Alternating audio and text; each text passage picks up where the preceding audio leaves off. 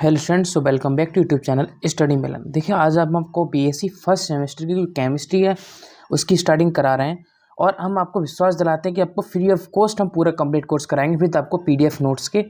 तो आप इसको तैयार करिए अच्छे से। फुल आपको वीडियोस की जो डिस्क्रिप्शन है उसमें लिंक मिल जाएगी। Unit second, unit third, unit 4, unit 5 जितनी यूनिट्स आपकी बीएससी फर्स्ट सेमेस्टर केमिस्ट्री की होगी सभी की मिल जाएगी। पूरा सिलेबस हम आपको कराएंगे और पूरा समझा के कराएंगे और इंपोर्टेंट भी यहाँ से हम आपको प्रोवाइड कराने वाले हैं। तो आपसे रिक्वेस्ट हमारी ये रहती है, चैनल को सब्सक्राइब कर दें। बस हमें सब्सक्राइब और आपके लाइक की और कमेंट की आवश्यकता है बस। ओके, तो स्टार्टिंग करते हैं हम यूनिट फर्स्ट आपकी आणविक ध्रुवता तथा दुर्बल रासायनिक बल। ये आपकी यूनिट फर्स्ट है, molecular polarity and weak chemical forces. ठीक है, तो ये हमारा हो गया यूनिट फर्स्ट का नेम हो गया हमारा। अब स्टार्टिंग करते हैं इसमें अनुनाद की, जिसे बोलते हैं रेजोनेंस। ये आपका मेन टॉपिक है आज का। तो रेजोनेंस को समझेंगे। तो रेजोनेंस हमारा क्या होता है? रेजोनेंस अधिकांश यौगिकों में या कंपाउंड को केवल एक इलेक्ट्रॉन संरचना के द्वारा प्रदर्शित किया जा सकता है। काफ़ी आपके जो यौगिक हैं, कंपाउंड ऐसे हैं जिनको हम केवल एक इलेक्ट्रॉनिक संरचना के द्वारा क्या कर सकते हैं, शो कर सकते हैं, प्रदर्शित कर सकते हैं। अर्थात उस कंपाउंड के सभी कैरेक्टर्स को केवल एक स्ट्रक्चर द्वारा पूर्णतः स्पष्ट करता है। इसका मतलब है, मान लीजिए आपकी कोई भी कंपाउंड्स की अनेक संरचनाएं बनती हैं, लेकिन हमें ये कैसे पता चलेगा कि उसकी एक मेन संरचना एक ही है। अर्थात हम उसकी एक संरचना को मेन मानते हैं। अब जैसे हम एग्जांपल लेंगे, एग्जांपल हमने लिया है मेथेन और मेथिल अल्कोहल का। मेथेन हमारा क्या हो गया, इस फॉर्मूला CH4 होता है, तुमने C को SS लिख लिया, और मेथिल अल्कोहल CHOH आपका होता है, मतलब CH3OH, ये आपका मेथिल अल्कोहल होता है। तो एग्जांपल में आपको फॉर्मूला दे लेने हैं और आपको परिभाषा पता चल गई कि अधिकांश यौगिकों को केवल एक इलेक्ट्रॉन संरचना के द्वारा प्रदर्शित किया जा सकता है। अर्थात उस कंपाउंड के सभी कैरेक्टर्स को केवल एक स्ट्रक्चर द्वारा पूर्णतः स्पष्ट करती है। नीचे समझिए, परंतु कुछ कंपाउंड ऐसे होते हैं जिनकी स्ट्रक्चर को दो या दो से अधिक प्रकार से प्रदर्शित किया जा सकता है। मतलब कुछ आपके कंपाउंड ऐसे भी होते हैं जिनकी स्ट्रक्चर को दो या दो से अधिक प्रकार से प्रदर्शित किया जा सकता है। तो उन्हीं कंपाउंड्स की हम बात करेंगे और इन्हीं कंपाउंड्स को आपका इंपोर्टेंट इसमें है हमारा। चलिए नेक्स्ट पेज पर चलते हैं। अर्थात इन कंपाउंड्स के सभी कैरेक्टर्स को केवल एक इलेक्ट्रॉन स्ट्रक्चर के द्वारा प्रदर्शित नहीं किया जा सकता है। मतलब हमारे कुछ कंपाउंड ऐसे भी हैं, कुछ कंपाउंड हमारे क्या हैं, ऐसे भी हैं जिनको हम एक संरचना से क्या होती है, अधिक संरचनाएं प्राप्त होती हैं। ठीक है, कुछ की एक संरचना प्राप्त होती है, कुछ कंपाउंड की अधिक संरचनाएं या दो से अधिक संरचनाएं एक से अधिक संरचनाएं प्राप्त होती हैं। तो उन्हीं कंपाउंड्स को हम इसमें क्या करने वाले हैं, वर्णन करने वाले हैं। समझेंगे एग्जांपल, जैसे CO2 की अणु की अगर हम संरचनाएं देखें तो उसमें आपको 3 संरचनाएं प्राप्त होती हैं। पहली आपकी आप देखेंगे O double bond, C double bond, ऐसे आप लिख सकते हैं, या ये आपका रेजोनेंस का साइन होता है। याद रखिए, O इलेक्ट्रॉन आपने क्या किया कि इलेक्ट्रॉन इधर लाके तीन आपने एक इलेक्ट्रॉन प्रोटॉन को इसमें 3 बॉन्ड द्वारा जोड़ दिया, या आपने O की साइड से 3 ट्रिपल बॉन्ड लगा के C single bond O negative आपको जोड़ दिया। चलो O इलेक्ट्रॉन जोड़ दिया, पॉजिटिव नेगेटिव। हमने कुछ नहीं किया है, पॉजिटिव नेगेटिव से हमने उठा के एक बॉन्ड यहाँ से कट करके यहाँ पे लगा दिया और यहाँ पे आपको माइनस का साइन लगा दिया। इसका मतलब हो गया कि जो भी आपका कंपाउंड है या आपका प्रोडक्ट है वो अगर त्यागता है इलेक्ट्रॉन की तो माइनस का चिन्ह आ जाता है, और प्लस जब है जब ग्रेड करता है तो प्लस का चिन्ह आ जाता है। बस यही इसको बात हमें यहाँ पे समझनी है। प्रयोगों द्वारा ज्ञात हुआ है कि CO2 में C डैश मतलब सिंगल बॉन्ड O बंध की दूरी, मतलब कार्बन में बंध की दूरी 1.15 एंगस्ट्रॉम होती है, जो कि C डबल बॉन्ड O की संरचना बंध की लंबाई 1.22 एंगस्ट्रॉम होती है। मतलब C सिंगल बॉन्ड O बंध की लंबाई आपकी कितनी होती है, 1.15 एंगस्ट्रॉम होती है, जो C डबल बॉन्ड O की बंध की लंबाई 1.22 एंगस्ट्रॉम और C ट्रिपल बॉन्ड की बंध की लंबाई 1.10 एंगस्ट्रॉम के मध्य की है। ये जो तीनों लंबाई दे रखी है आपको, C single bond O, C double bond O, C triple bond O की लंबाई, वो आपको तीनों याद रखनी है, लर्न आपको करनी है। क्यों करनी है? क्योंकि आपको जो एग्जाम्पल के वो विकल्पी जो आपके बनते हैं प्रश्न, ठीक है, याद रखिए, वो विकल्पी प्रश्न आपके जो बनते हैं वो आपके यहीं से बनेंगे। ठीक है, C सिंगल बॉन्ड की पूछ लेगा, उसमें आपकी C डबल बॉन्ड O की पूछ लेगा, C ट्रिपल बॉन्ड O की पूछ लेगा।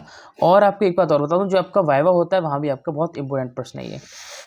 ठीक है, लाइक कर दीजिए वीडियो को और आपको समझ तो आपको क्लियर रहे होंगे। इस प्रकार CO2 एटम में प्रत्येक बंध संकृत या हाइब्रिड होता है। हाइब्रिड से मतलब समझिए, जैसे आप O डबल बॉन्ड O को, O double bond O, C double bond O को, और हम इसको किस में चेंज कर देना, O single bond O, C triple bond O। इसका मतलब हम किस क्या करा है, हाइब्रिडाइजेशन करा रहे हैं या इसका संकरण करा रहे हैं, वो आपको आगे पढ़ाऊंगा। हाइब्रिडाइजेशन करा रहे हैं, ये आपका लेक्चर फर्स्ट है अभी। लेक्चर 2 पढ़ेंगे, लेक्चर 3 पढ़ेंगे। तो इसका हम क्या करा रहे हैं, हाइब्रिडाइजेशन करा रहे हैं। इट मीन्स हम बॉन्ड को इस पर स्थानांतरित कर रहे हैं। तो वही चीज़ में क्या है कि इस प्रकार CO2 एटम में प्रत्येक बंध संकृत होता है, अर्थात वह double bond and triple bond के मध्य का होता है। ठीक है, तो double bond and triple bond के मध्य का होता है, वो आपका क्या होता है, हाइब्रिड बॉन्ड हम उसको देते हैं। ओके, इतना आपको क्लियर हो गया होगा। चलते हैं नेक्स्ट पेज की तरफ। ओके, अब समझिए, इसी प्रकार बेंजीन की दो संभव संरचनाओं के द्वारा प्रदर्शित किया जाता है। हमने बताया था भी कि आपको एक से अधिक संरचनाएं प्राप्त होती हैं, तो ऐसी बेंजीन की दो संभव संरचनाओं के द्वारा प्रदर्शित किया जाता है। देखो बेंजीन, देखो हम क्या किया है कि एक बॉन्ड यहाँ पर, एक बॉन्ड यहाँ पर, एक बॉन्ड यहाँ पर लगा दिया है। दूसरी हमने संरचना में क्या किया है, देखो ये किसका साइन बताया मैंने अभी, रेजोनेंस का, अनुनाद का, जो हम पढ़ रहे हैं। ये मैंने बॉन्ड यहाँ पर लगा दी, ये बॉन्ड यहाँ पर, बॉन्ड यहाँ पर लगा दी। ये जो संरचना है इसको क्या बोलते हैं, कैक्यूल स्ट्रक्चर बोलते हैं। ये भी लर्न आप तैयार करिए, जो स्ट्रक्चर आपका होता है इसको बोलते हैं कैक्यूल स्ट्रक्चर। ओके, अब समझिए, बेंजीन की उपरोक्त संरचना से स्पष्ट है कि बेंजीन में 3 double bond and 3 single bond होते हैं। देखिए आपको 1 2 3 डबल बॉन्ड हो गए और 1 2 3 सिंगल बॉन्ड हो गए। ठीक है, अतः बेंजीन में कार्बन कार्बन बंध की लंबाई C' मतलब कार्बन सिंगल बॉन्ड कार्बन की बंध की लंबाई, C डबल बॉन्ड C मतलब 1.31 एंगस्ट्रॉम एंड C' की लंबाई 1.45 एंगस्ट्रॉम। मतलब इसका मतलब समझिए कि कार्बन कार्बन के बीच जो बंध होता है, तो कार्बन कार्बन के बीच कौन सा बंध बनता है, C डबल बॉन्ड C और C', तो जब C डबल बॉन्ड C बनता है, कार्बन डबल बॉन्ड कार्बन बनता है, तो आपको 1.35 एंगस्ट्रॉम होती है और सिंगल बॉन्ड की 1.54 एंगस्ट्रॉम के बराबर होनी चाहिए। परंतु प्रायोगिक रूप से हमने क्या किया, अनुमानित लंबाई की, अगर सिंगल बॉन्ड है तो इतनी लंबाई होनी चाहिए, अगर डबल बॉन्ड है आपकी तो इतनी लंबाई होनी चाहिए। परंतु प्रायोगिक रूप से बेंजीन की बंध की लंबाई 1.39 एंगस्ट्रॉम ज्ञात हुई। इससे ये निष्कर्ष निकलता है कि बेंजीन की वास्तविक संरचना उपरोक्त दोनों संरचनाओं के मध्य की होती है, जिसे रेजोनेंस हाइब्रिड कहते हैं। दोबारा समझिए, परंतु प्रायोगिक रूप से बेंजीन की बंध की लंबाई 1.39 हमें एंगस्ट्रॉम प्राप्त हुई थी, जो हमने प्रयोग द्वारा एक्सपेरिमेंटल वैल्यू द्वारा फाइंड किया। इससे ये निष्कर्ष निकलता है कि बेंजीन की वास्तविक संरचना उपरोक्त दोनों संरचनाओं के मध्य की होती है। मतलब समझिए कि 1.39 एंगस्ट्रॉम हमारे क्या एक्सपेरिमेंट से आई, इसकी 1.34 आई, उससे 1.45 आई, तो इन दोनों के मध्य की हमें प्राप्त हो रही है 1.54 एंगस्ट्रॉम और 1.34 एंगस्ट्रॉम। तो जो वास्तविक लंबाई है 1.39 एंगस्ट्रॉम की मध्य की प्राप्त होती है। इसी को हम क्या बोलते हैं, रेजोनेंस हाइब्रिड कहते हैं। तो अगर रेजोनेंस हाइब्रिड की आपको कहीं भी परिभाषा पूछ रहा है तो आप क्या लिखेंगे, तो यही सेम परिभाषा आप रेजोनेंस हाइब्रिड के यहाँ पे लिखेंगे।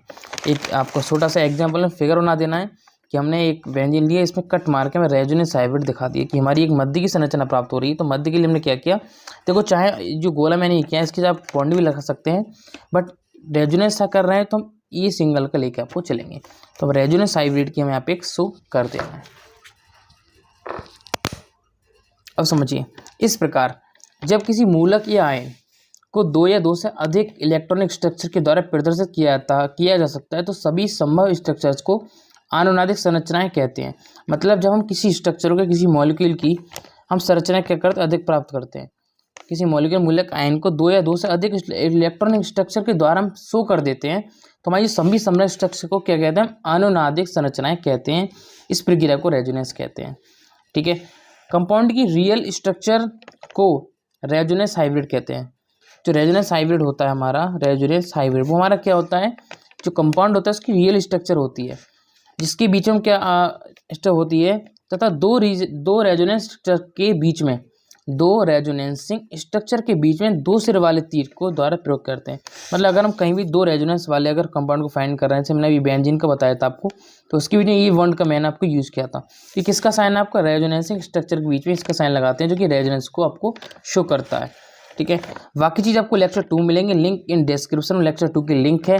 प्लस अगर आपको नहीं मिल रही है तो आप इन BSc फर्स्ट सेमेस्टर केमिस्ट्री डाल के आगे चैनल का नाम बोल सकते हैं। ठीक है, तभी आपको वीडियो मिल जाएगी और फुल प्लेलिस्ट भी आपको मिल जाएगी। फुल प्लेलिस्ट की लिंक आपको डिस्क्रिप्शन में, वहाँ से आपको देख लेंगे। लिंक इन डिस्क्रिप्शन लेक्चर 2 की है।